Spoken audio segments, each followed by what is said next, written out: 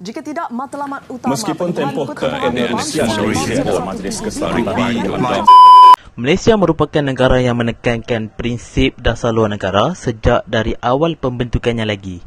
Dasar luar negara bermaksud dasar sesebuah kerajaan terhadap negara-negara lain untuk mencapai matlamat dan kepentingan dalam hubungannya. Terdapat dua bentuk dasar luar negara yang diamalkan di Malaysia, antaranya hubungan bilateral yang merujuk kepada hubungan secara terus dengan negara yang tertentu. Misalnya hubungan Malaysia dengan Thailand dan juga negara-negara dari benua yang lain. Manakala hubungan multilateral pula ialah hubungan yang berbentuk kumpulan dan pertubuhan seperti ASEAN, OIC dan juga PBB. Penglibatan Malaysia jelas terlihat dalam pertubuhan bangsa-bangsa bersatu di mana Malaysia sememangnya telah memainkan peranan yang penting. Pertubuhan Bangsa-Bangsa Bersatu PBB adalah organisasi diplomatik dan politik global yang berperanan besar bagi menjaga keamanan dan kestabilan. PBB pada awalnya hanya mempunyai 51 negara anggota dan beribu pejabat di New York City. Malaysia menjadi negara anggota yang ke-82 yang menyertai Pertubuhan Bangsa-Bangsa Bersatu pada tanggal 17 September 1957. Bagi persoalan kajian, kumpulan kami memiliki 3 persoalan kajian. Yang pertama, apakah peranan Malaysia dalam Pertubuhan Bangsa-Bangsa Bersatu? Yang kedua, bagaimanakah sumbangan Malaysia dalam Pertubuhan Bangsa-Bangsa Bersatu? Dan yang ketiga, sejauh manakah penglibatan Malaysia dan PBB dalam menangani isu global pada masa ini?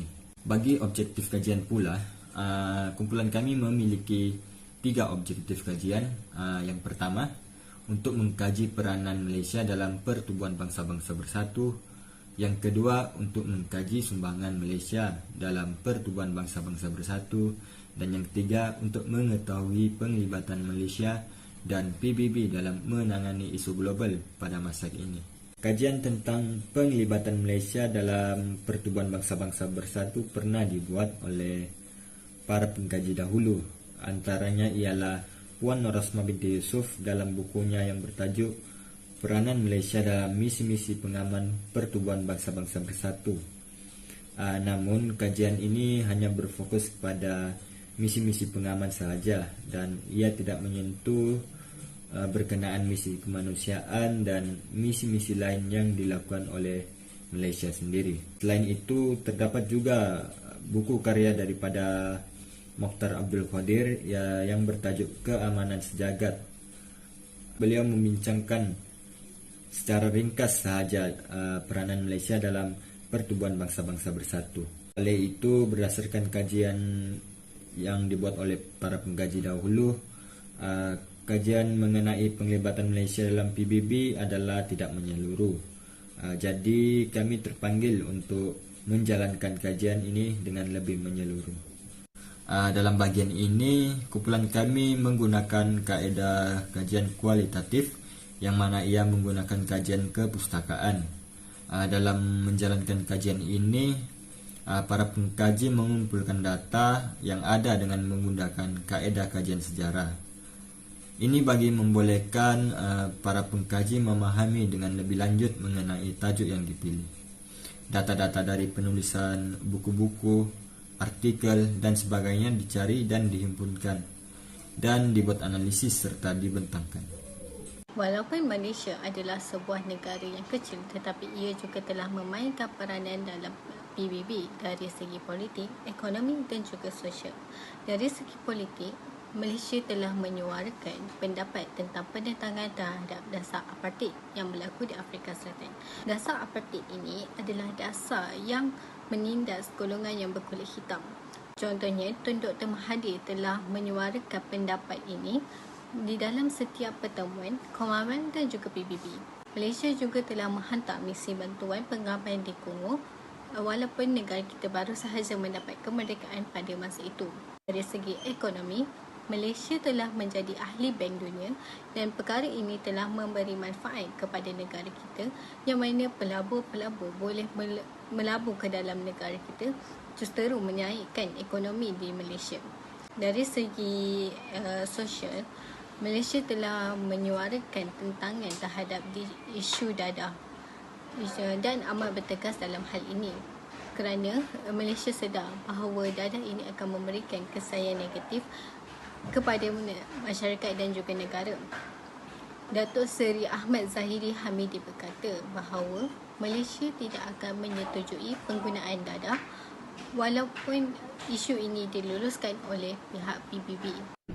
Sumbangan pertama Malaysia dalam PBB adalah tentang isu konflik antara Palestin dan Israel yang bergelut merebut keamanan dan perebutan dalam menuntut kawasan tanah. Dalam isu ini, Malaysia tidak hanya berdiam diri dan turut memperjuangkan hak-hak rakyat Palestin dengan membawa isu tersebut dalam PBB. Sebagai contoh, Malaysia memainkan peranan yang sangat penting dalam memanifestasikan fikiran dan mencari alternatif yang saksama juga bersifat kekal agar konflik Palestin-Israel ini tidak berlanjutan. Sumbangan kedua pula adalah di mana Malaysia telah menyumbang dalam PBB tentang isu dadah di mana Tun Dr. Mahathir Mohamad telah dilantik dan diberikan satu penghormatan menjadi Presiden dalam penganjuran persidangan antarabangsa dadah yang dilakukan pada bulan Jun 1987 di Vienna, Austria. Sumbangan ketiga pula adalah di mana Malaysia telah menyumbang dalam menyelesaikan konflik antarabangsa yang bertujuan untuk menghindari konflik dan mengekalkan keamanan dalam negara.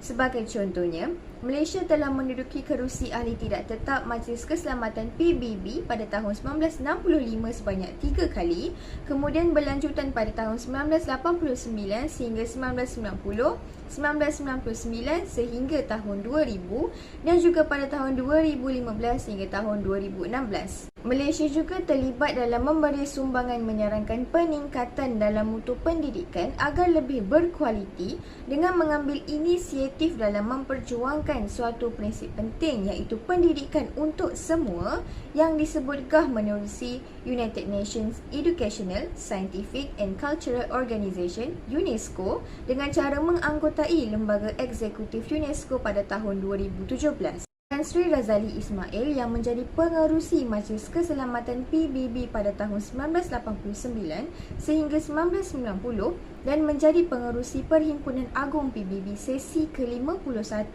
yang diadakan pada tahun 1996 dan 1997.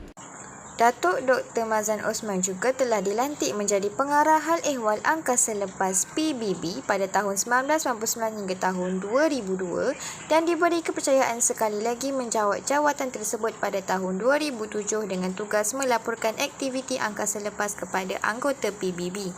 Yang pertama, krisis pandemik COVID-19. Penularan penyakit berjangkit COVID-19 telah menjadi satu ancaman kepada seluruh masyarakat dunia. Tindakan yang diambil dari Pertubuhan Bangsa-Bangsa Bersatu sendiri dilihat sangat perlahan dalam membantu negara-negara anggota mendapat kritikan dari negara kita iaitu Malaysia. Mantan Perdana Menteri Malaysia iaitu Tan Sri Muhyiddin Yassin pada ketika itu melontarkan kritikan bahawa Majlis Keselamatan PBB gagal berbincang berhubung isu COVID-19 semasa awal penularan penyakit berjangkit ini. Hasil dari kritikan ini, Majlis Keselamatan PBB dan WHO mula mengurat langkah tegas dalam memerangi pandemik COVID-19.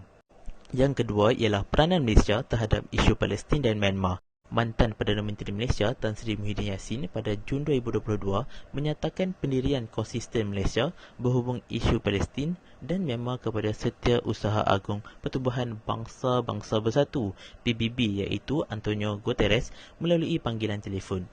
Dalam perbincangan tersebut juga, kedua-dua pemimpin menyatakan rasa kesal dan bimbang mengenai situasi keselamatan di Myanmar yang tidak menunjukkan perkembangan yang positif. Mengenai isu Palestin pula, Perdana Menteri dan Setiausaha Agung PBB sepakat menyatakan bahawa penderitaan yang dialami oleh rakyat Palestin perlu dihentikan serta-merta. Penglibatan Malaysia dalam organisasi dan badan antarabangsa tidak boleh disangkal lagi apabila terdapat banyak sumbangan serta peranan yang ditonjolkan di peringkat antarabangsa. Malaysia dengan prinsipnya untuk menjaga hubungan luar memainkan pengaruh penting dalam organisasi besar termasuklah Pertubuhan Bangsa-Bangsa Bersatu. Manfaat yang diperolehi bukan sahaja kepada negara-negara luar, malah Malaysia juga mendapat manfaat dari menjadi negara anggota PBB.